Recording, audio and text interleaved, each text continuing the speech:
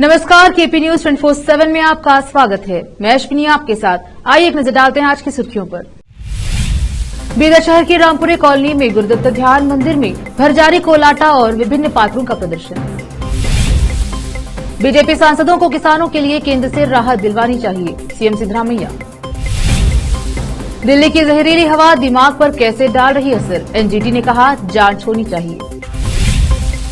भ्रष्टाचार, अपराध और कमीशन है कमलनाथ का मॉडल, सीएम शिवराज का कांग्रेस पर बड़ा हमला। श्रीराम जन्मभूमि मंदिर का प्राण प्रतिष्ठा 22 जनवरी 2024 को किया जाएगा।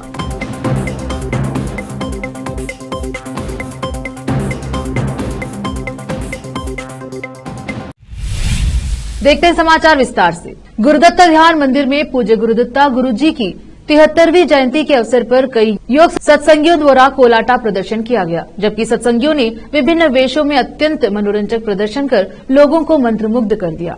अनेकता में एकता के रूप में गुरु बसवर्णा, मां अक्का महादेवी, अल्लम प्रभु शरण सरने और श्री रामचंद्र, लक्ष्मण, शीतला, हनुमंता, कृष्णा, राधे, गोपिका, उनके ओबव्वा, शिवा, गणपति, सरदार जी, छत्रपति जैसे विभिन्न पात्र, शिवाजी, वकील, डॉक्टर, चन्ना चन्नी, रावण, रोगी जैसे वेशभूषा में सजे मध्य ने आकर्षण कोलाट बजाने के साथ साथ रामायण और महाभारत के विभिन्न दृश्य रूपकों का प्रदर्शन किया। विशेष संवाददाता की रिपोर्ट। कर्नाटक के मुख्यमंत्री सिद्धरामैया ने भारतीय जनता पार्टी के सांसदों पर हमला बोलते हुए कहा कि अगर बीजेपी को किसानों की चिंता है तो बीजेपी सांसदों को काम करना चाहिए और राज्य सरकार की आलोचना करने के बजाय केंद्र से राज्य के लिए जारी राहत की मांग करनी चाहिए।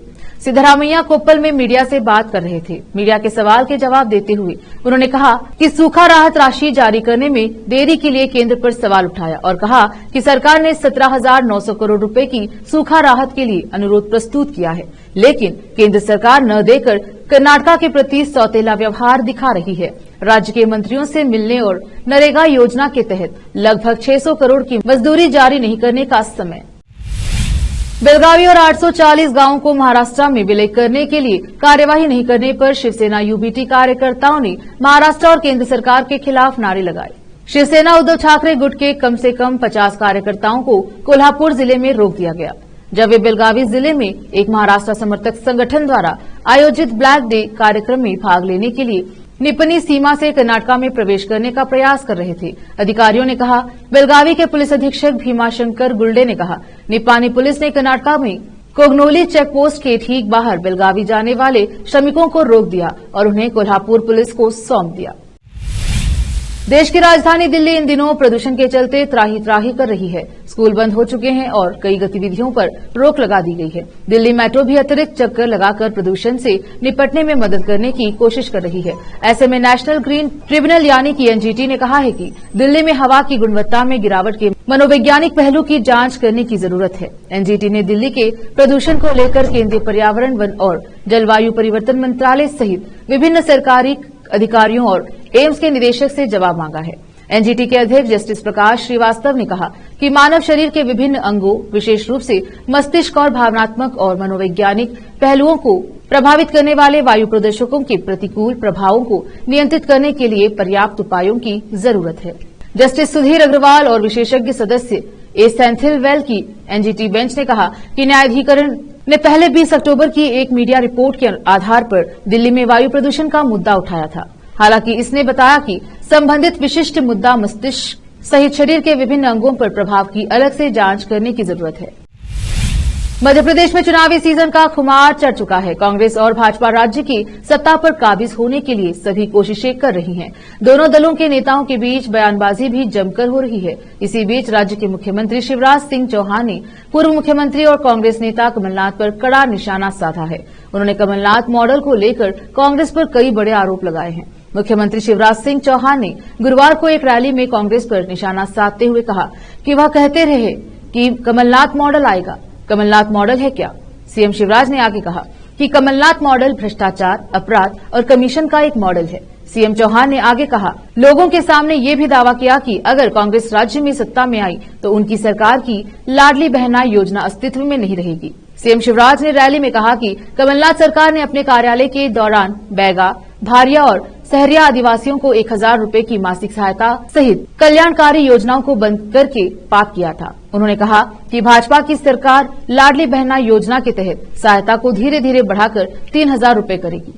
इसके अलावा सीएम ने इंजीनियरिंग और मेडिकल में प्रवेश लेने वाले गरीब छात्रों के फीस भुगतान, प्रत्येक परिवार को नौकरी, 450 रुपए में एलपीजी सिलेंडर और बिजली बिल माफ करने का भी ऐलान किया। लेते हैं छोटा सा ब्रेक, जल्द लौटेंगे ब्रेक के बाद।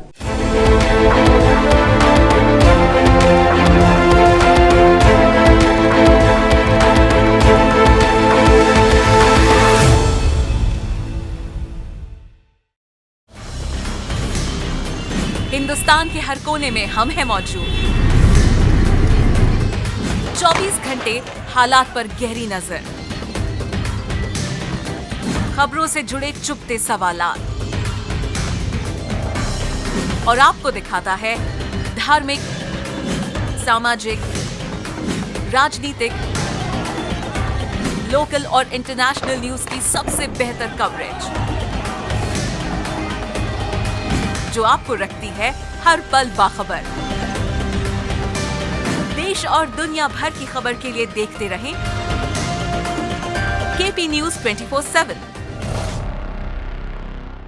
नूर एजुकेशन ट्रस्ट बीदर की ओर से चलाए जाने वाला Noor MEd and BEd college Bidar, recognised by NCTE Delhi and affiliated to Gulbarga University, Gulbarga. Admission are open for the academic year 2022-23. विशेषज्ञ और सक्षम शिक्षकों द्वारा शिक्षा प्राप्त करने के लिए नूर एमएड एंड बीएड कॉलेज में दाखिला लें और शांत वातावरण में शिक्षा प्राप्त करें। बीदर शहर में बेहतर शिक्षा का एकमात्र केंद्र Noor MEd and BEd college, Shahpur gate, Bidar. Phone numbers 9945283920, 8482221297। Break के बाद स्वागत है आपका। देखते हैं समाचार देश और विदेश के। श्री राम जन्मभूमि मंदिर का प्राण प्रतिष्ठा 22 जनवरी 2024 को किया जाएगा। इस दिन देश भर के राजस्थान विधानसभा चुनाव 2023 की आचार संहिता लागू होने के बाद राजनीतिक दलों के प्रत्याशियों की लिस्ट आने का क्रम लगातार जारी है, लेकिन कैंडिडेट लिस्ट आने के साथ ही विरोध के स्वर भी मुखर हो रहे हैं।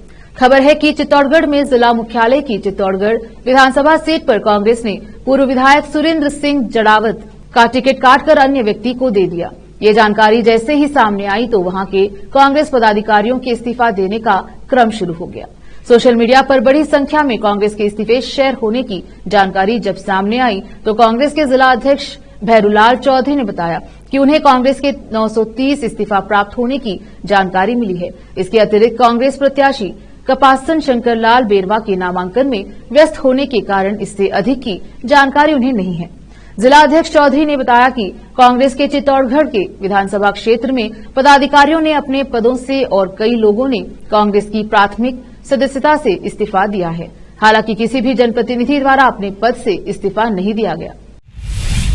कांग्रेस ने आरोप लगाया कि भारतीय जनता पार्टी ने मिजोरम में पहले अपने सहयोगियों का साथ दिया और अब चुनाव के समय उनका विरोध करने लगी है। कांग्रेस ने कहा कि यह केंद्र की सत्तारूढ़ पार्टी का पाखंड है। पार्टी महासचिव जयराम रमेश ने कहा कि मिजो नेशनल फ्रंट एमएनएफ या जोरम पीपुल्स मूवमेंट जेडपीएम के लिए वोट करने का मतलब वास्तव में भाजपा के लिए वोट करना है। उन्होंने एक्स पर पोस्ट किया, जेपी नड्डा और नितिन गडकरी अब मिजोरम में अपनी सहयोगी एमएनएफ में खामियां ढूंढ रहे हैं, जो आरजेडी का हिस्सा है। यह सरासर पाखंड है। वे पिछले 5 वर्षों में एमएनएफ के कामकाज नहीं करने में शामिल थे और भ्रष्टाचार के साथ चले, अब गलती ढूंढ रहे हैं। कांग्रेस महासचिव जयराम रमेश ने कहा, पिछले साल मेघालय में चुनाव प्रचार के दौरान अमित शाह ने अपने सहयोगी कोनराड संगमा की सरकार को देश की सबसे भ्रष्ट सरकार बताया था और बाद में उनका समर्थन भी किया। कांग्रेस नेता ने अब आरोप लगाया, इस तरह से भाजपा क्षेत्रीय पार्टियों का इस्तेमाल करती है। इसका खामियाजा पूर्वोत्तर के लोगों को भुगतना पड़ता है। मिजोरम की सभी 40 विधानसभा सीटों के लिए 7 नवंबर को मतदान होगा। मतगणना 3 दिसंबर को होगी। रमेश ने कहा कि मिजो नेशनल फ्रंट हो या जोराम पीपुल्स मूवमेंट, दोनों में से किसी के लिए भी वोट करना भाजपा के लिए वोट करने के जैसा है। इजरायल ने हमास को गाजा पट्टी में चारों ओर से घेर लिया है। इजरायल की थल सेना टैंकों और भख्तरबंद वाहनों के साथ गाजा में जगह जगह डेरा डाल चुकी है। इसके बावजूद हमास आतंकी हथियार डालने को तैयार नहीं है। मौत के आखिरी मुहाने पर खड़े हमास आतंकियों ने इजरायली डिफेंस फोर्स आईडीएफ को धमकी दी है कि इजराइल के सैनिकों को धमकी दी है कि उन्हें गाजा से बैग में भरकर वापस भेजा जाएगा। हमास की सैन्य शाखा एजेदीन अल कसम ब्रिगेड ने इजराइल को चेतावनी दी है कि वह उसकी थल सेना के सैनिकों को काले बैग में घर वापस भिजवाएगा। वहीं इसी बीच इजराइल सेना ने दावा किया है कि उसकी जमीनी सेना ने घनी आबादी वाले फिलिस्तीन इलाके में हमास नियंत्रित गाजा शहर को पूरी तरह से घेर लिया है, जिससे समूह के खिलाफ हमले को आगे बढ़ाया जा सके। इजरायली सैनिकों ने पूरी तरह से हमास को खत्म करने और उनके चुंगल से गाजा को आजाद कराने की कसम खाई है। इजरायल हमास युद्ध को लेकर भारत के विदेश मंत्री एस जयशंकर ने रोम में बड़ा बयान दिया। उन्होंने कहा कि आतंकवाद अस्वीकार्य है, मगर फिलिस्तीन के मुद्दे का भी समाधान किया जाना चाहिए। उन्होंने यह बात रोम सीनेट के विदेश मामलों और रक्षा आयोग के संयुक्त सचिव सत्र में कही। जयशंकर ने कहा कि 7 अक्टूबर को आतंकवाद का जो सबसे बड़ा प्रहार हुआ, उसके बाद जो हो रहा है वह सब उसी की प्रतिक्रिया है। इसने पूरे देश को अलग दिशा में पहुंचा दिया है, मगर निश्चित रूप से हर किसी व्यक्ति को यह उम्मीद होनी चाहिए कि यह विवाद खत्म होगा और क्षेत्र में कुछ सहयोग के बाद शांति और स्थिरता जाए। एक नजर फिल्मों के समाचारों पर। शाहरुख खान की बर्थडे पार्टी में दिखा कैप्टन कूल MS धोनी का जश्न। अब समाचार खेल जगत के। पाकिस्तान के खिलाफ मैच से पहले न्यूजीलैंड को लगा बड़ा झटका, खतरनाक खिलाड़ी हुआ टूर्नामेंट से बाहर। आखिर में समाचार बाजार के। क्रेडिट कार्ड को यूपीआई से लिंक कराने के हैं जबरदस्त फायदे, ट्रांजैक्शन होता है और सिक्योर और आसान। फिर से एक नजर आज की सुर्खियों पर। बीदर शहर की रामपुरे कॉलोनी में गुरुदत्त ध्यान मंदिर में भरजारी कोलाटा और विभिन्न पात्रों का प्रदर्शन। बीजेपी सांसदों को किसानों के लिए केंद्र से राहत दिलवानी चाहिए, सीएम सिद्धरामैया। दिल्ली की जहरीली हवा दिमाग पर कैसे डाल रही असर, एनजीटी ने कहा जांच होनी चाहिए। भ्रष्टाचार, अपराध और कमीशन है कमलनाथ का मॉडल, सीएम शिवराज का कांग्रेस पर बड़ा हमला। श्रीराम जन्मभूमि मंदिर का प्राण प्रतिष्ठा 22 जनवरी 2024 को किया जाएगा।